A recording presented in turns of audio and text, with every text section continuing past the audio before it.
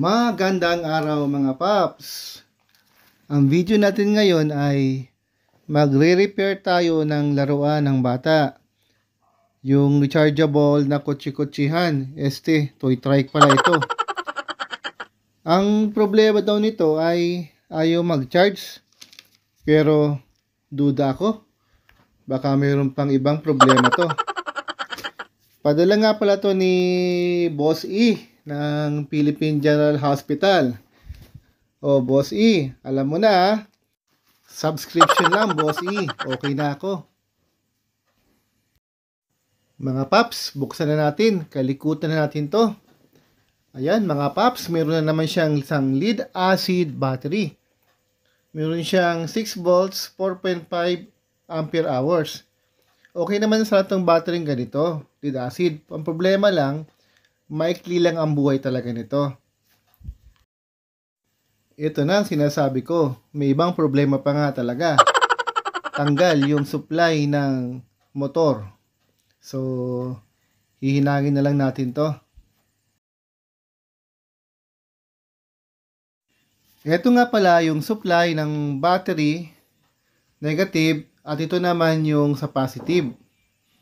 At meron siyang resettable breaker.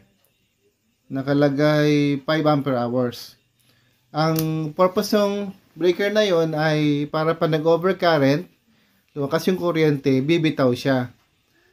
Tapos hinangin na rin natin tong natanggal na wire ng motor. Gagawa nga pala tayo ng battery. I-upgrade natin yung dating lead acid battery sa lithium iron phosphate battery. Bali, gagawa tayo ng 12 ampere hours na lithium. Yung kanina, yung original niyang battery ay 4.5 lang. So, malaking dagdag.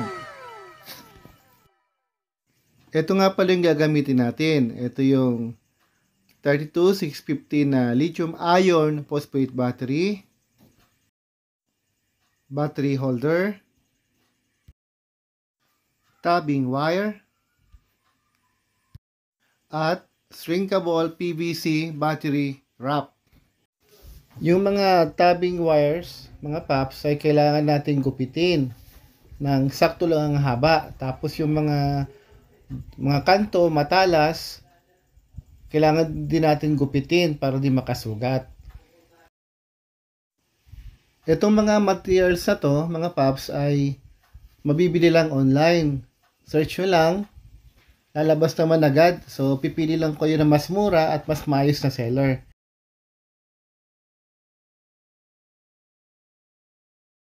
Mga paps, ganito palang gagawin natin para maging 2S siya. Pagdugtungin nyo lang yung dalawang battery. May roscas naman yan, so madali lang gawin. Then sa gitna, lalagyan nyo ng tabbing wire. Ngayon, lagyan natin ng battery holder para hindi siya gagalaw, para stable. Ito yung positive ng battery. Lagyan natin yung tabbing wire. Tapos nga pala, may nabibili ring tornilyo sa online. Pang 32650 na tornilyo.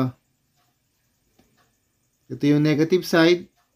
Lagyan din natin ng battery holder at saka ng tabbing wire.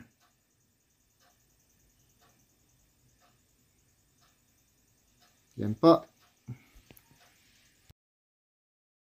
Higpitan lang po natin para hindi siya iinit, para maganda ang koneksyon. Nga pala yung BMS na 2S pang lithium iron phosphate. Ito yung magpoprotekta sa mga battery natin para hindi mag-overcharge at hindi masira agad. Mga paps, madali lang naman ikabit ito. Bali, may nakalagay naman na B+, B-, P-, saka P+. Yung B+, papunta sa positive ng battery. Yung B- papunta sa negative ng battery. Yung ginawa natin. Tapos yung P- naman, at saka P+, papunta yun sa negative tsaka positive ng load natin tsaka charging.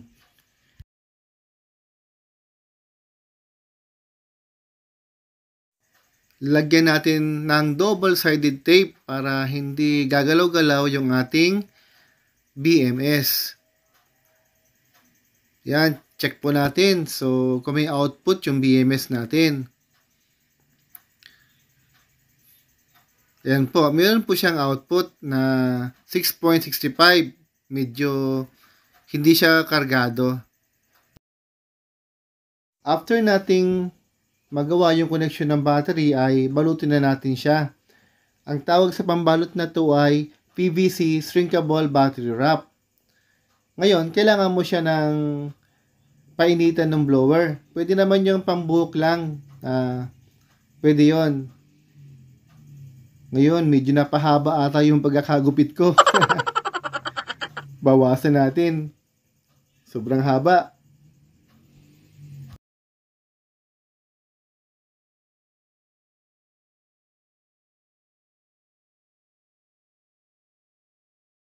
Po, tama na yung haba. I-blower na po natin.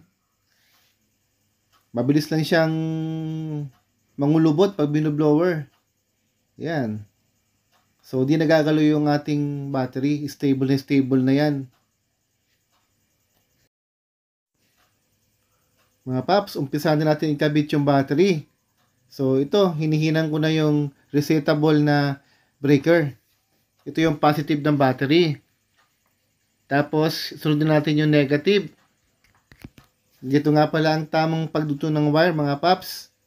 Kahit hindi mo nalagyan ng hinang, ay matibay siya, hindi basta-basta nahuhugot. Tapos para safe, lagyan natin ng insulation. Ang tawag dito, shrinkables.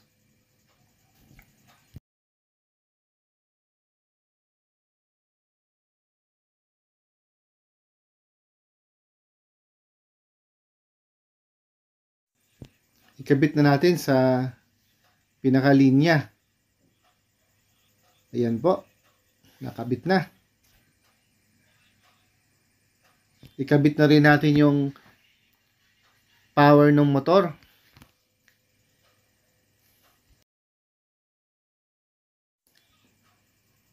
Ngayon, try natin i-on. Nag-on naman siya, mga paps. May ilaw na siya. Pero ang problema ko dito, nung in-on ko, ay hindi naman gumagana yung motor niya. May problema na naman tayo. Hahanapin ko na naman yung problema. Sabi na nga ba, Boss E, hindi lang battery problem nito. Parang overhaul na ata ito Ngayon, may nakita akong isang wire na nakakalas. Yung negative. So, kininang ko na. So, okay na. Chinek ko na lahat. Okay na. So, testingin na natin paanda rin kung aandar na yung motor. Yun lang. Hindi pa rin umaandar. Ano bang problema nito? Tinesting ko na lahat. May power naman. Subukan natin sa switch. Baka switch lang ang problema nito. Buti lang, may extra akong switch sa bahay. Yan po, yun na natin. Ayun, tagumpay po. Success. Umikot na. Switch lang pala ang problema nito. Ayan, okay na po. Medyo pinahirapan ako ng switch na to Kung ano-ano na yung binungkal ko. General overhaul na ata ito nangyari dito. Ayan po, ibalik na po natin yung yung tornilyo ng battery. Tapos nilagyan ko nga pala to ng cable tie para hindi siya gagalaw. Mga paps, hanggang dito na lang po ang ating video. Maraming salamat po sa inyong panunood. Pa-like naman po and subscribe. Thank you.